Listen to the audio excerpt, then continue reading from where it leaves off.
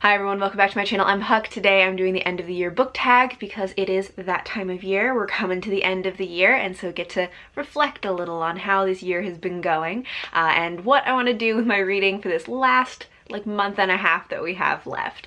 I'm actually also going to be adding a few questions from the Mid-Year Book Freakout tag because when I did the Mid-Year Book Freakout tag in June or something, in the middle of the year, I just remember thinking oh, I would love to answer some of these questions that are asking about the first half of the year. I'd love to answer them again about the second half of the year. So I'm going to be using some modified versions of some of those questions, and I will link below the originals for both the end of year book tag and the Mid-Year Book Freakout tag, and also my Mid-Year Book Freakout tag from earlier this year if you're interested in seeing me talk about the first half of the year.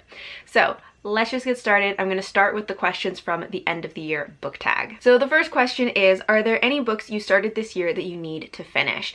And for this one, I'm assuming that they mean books that you started and maybe put down and then just haven't gotten back to. So I'm not going to be counting the books that I'm currently actively reading because I'm not oh, I need to finish these by the end of the year, because I'm currently reading them. But I do have a couple of books that I kind of put down and need to get back to, which is actually very unusual for me. Most of the time, I either just make myself finish a book or I DNF a book. I don't often put books down and then come back to them later. But the end of October was just kind of weird for me, and so there were some books that I just decided I need to just put these down and start fresh in November. So I have two books here. One of them is Burn Bright by Patricia Briggs. This is, I think, is it the 5th or 6th book or something in the Alpha and Omega series. It's an urban fantasy. It's a spin-off series from her Mercy Thompson series, and it's about werewolves. It's a pretty easy read, but it didn't grab me, and also the end of October was just kind of weird for me in reading. So I do want to still finish this book, but I'm not feeling super motivated for it, so we're gonna see if I manage to finish it by the end of the year, but I would really like to, so that I don't have to carry it over into the next year. And then the other book that I also started at the end of October and had kind of the same issues was Foundry Side by Robert Jackson Bennett. And this one I have been really excited about and I really wanted to read, and when I started it, it just didn't grab me. I think I don't really like the writing style that much, but I still feel like I could love this book if I could just get further into it. So I definitely am not DNFing it. I'm gonna keep going. How far did I get into this? I got about 115 pages into it, so a little ways actually. That's longer than I thought.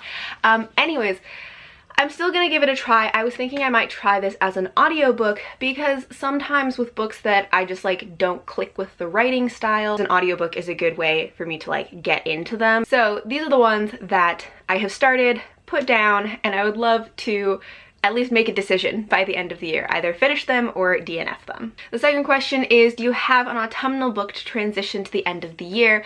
And for this, I don't really have a transition book. I'm not very much of a seasonal reader. A book that I kind of accidentally read that was a good transition from summer to fall actually was Garden Spells by Sarah Addison Allen, and I happened to read this did I read this in October?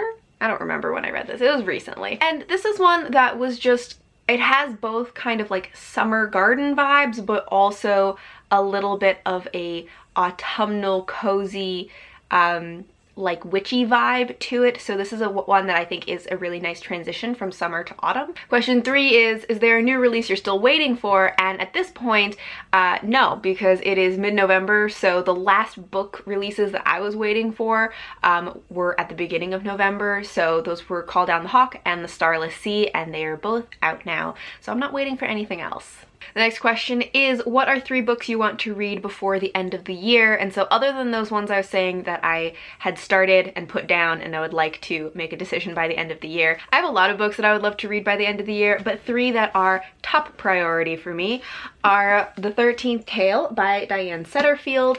This is one that I have heard really good things about from people on BookTube, from friends of mine. It's about an author kind of telling her life story to be written into a memoir, and I just have heard really great things about it, and I feel like this will be a good one to read in December. Another one that I really wanted to get to by the end of the year because I meant to read it this year and I just haven't for some reason is Spinning Silver by Naomi Novik. This is a Rumpelstiltskin retelling and I really loved Uprooted by Naomi Novik, which was another kind of fairy tale-esque story by her. I have heard some mixed things about this, but most of the like negative things I've heard about it are things that don't bother me or make me excited about it.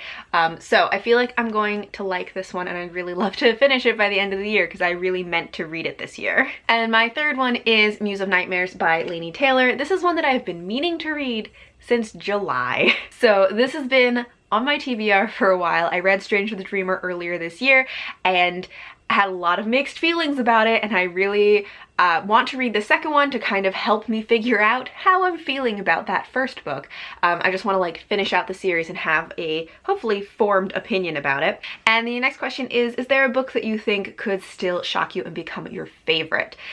And for this, I really have no idea. There are a couple of books that I have that I feel like could shock me how much I like them, because of course all of my books I'm expecting I will like them.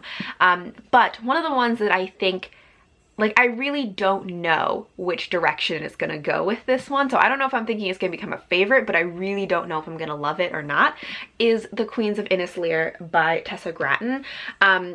This is a retelling of King Lear, and it's one that, again, I've heard mixed opinions about it, but it's another one that some of the things that people have complained about with this or people haven't liked about it are things that either don't bother me or I actually really like in books. So maybe I'll love it. I have no idea. And the last question for this part of the tag is, have you already made reading plans for next year? And yes, I have. I already have plans for books that I want to read, for videos that I want to do, for buddy reads that I want to do. I have definitely already started planning like TBRs for the first 2 to 3 months of the year. Like, I have a lot of plans for 2020. I'm not always good at sticking to plans, so those may not actually pan out, but I've definitely started planning for 2020 already. So that was the end of the year book tag, and now I'm gonna move on to some of the modified questions from the Mid-Year Book Freakout tag. So the first question that I have is the best book that I read in the second half of the year. And for this, actually I have to get it off my shelf, is Middlegame by Seanan McGuire. And right now I just have the dust jacket because I lent my copy of the book to my dad to read. But this is definitely, I think, my favorite book that I read in the second half of the year. It is just, it's so well done. I don't even know how to explain this book. It has alchemy and it gets really dark and like it's very intense at times, but it also has this really like wonderful sibling relationship that they just like, this brother and sister love each other so much. I have a full review for it that I'll link below if you want to know my full thoughts on this, but I loved this book so much, and I think in that review I described this as just a masterfully done book, and I still think it is just like the layers and complexity and the writing and everything, it is just masterfully done. The next question is the best sequel that I've read in the second half of the year, and this I'm going to pick Disenchanted: Trials of Cinderella by Megan Morrison. So this is the second book in the Time series, which is a middle grade series that are retellings of fairy tales, and this one is Cinderella.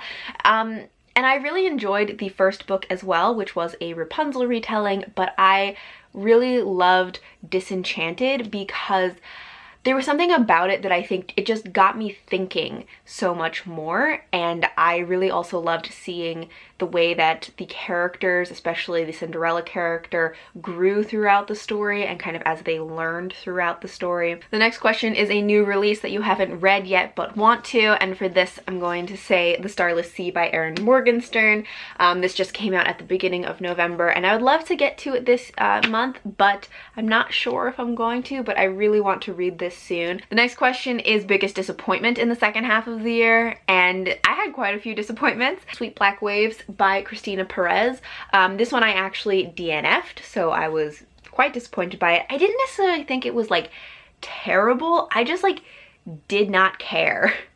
about anything that was happening in this book. The next question is the book that was the biggest surprise in the second half of the year. And I'm assuming they mean like a happy surprise. And so I have two that I want to talk about. The first one is Garden Spells by Sarah Addison Allen. We're getting into the point of the tag where I'm repeating books now. But this one was a surprise just because I didn't have any real idea of what it was going to be like. I picked it up very much on a whim. I hadn't intended to read it that month. I just kind of looked over and was like, I'll just read this one. It's short, I'll try it. And then I just really ended up enjoying it. I wasn't expecting how just like heartwarming it was going to be and how much I was going to enjoy this. And then the other book that I'm going to say is another repeat, which is Middlegame by Shauna Maguire.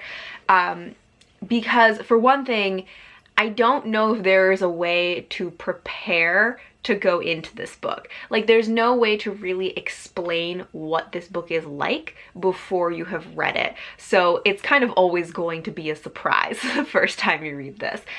So that's part of it, is that like I really did not understand what this book was going to be before I read it.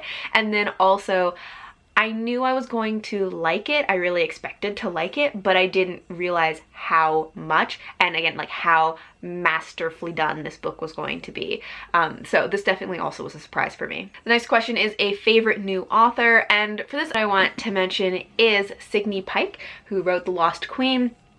I read this in September and really loved it. It is a historical fiction set in medieval Scotland that is just so beautifully written. This is Signe Pike's debut fiction novel, and I am so excited to see what else she writes. She has the second book in the series. I think this is going to be a trilogy, so the second book is coming out in 2020, and I cannot wait to read it.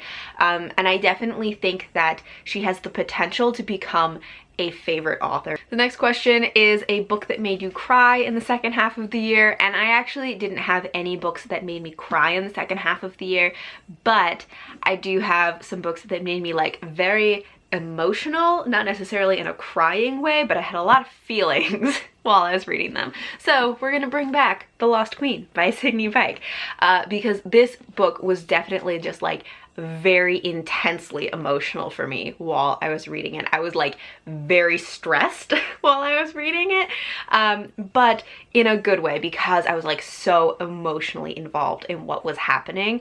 So this one was definitely like a very emotional read. And the next question is then a book that made you happy in the second half of the year. And actually, I feel like in the second half of the year, in like September and October, I just read a bunch of like really cute books that were just like, I was like, these are so adorable and heartwarming. So I have a few ones for this. One, of course, is The Tea Dragon Society by Katie O'Neill. It's just the cutest. Another one, of course, I'm gonna repeat, is Garden Spells by Sarah Addison Allen. Again, it's just like very heartwarming and sweet. It has like family dynamics, it has a little bit of romance, it has learning life lessons. It's just very heartwarming.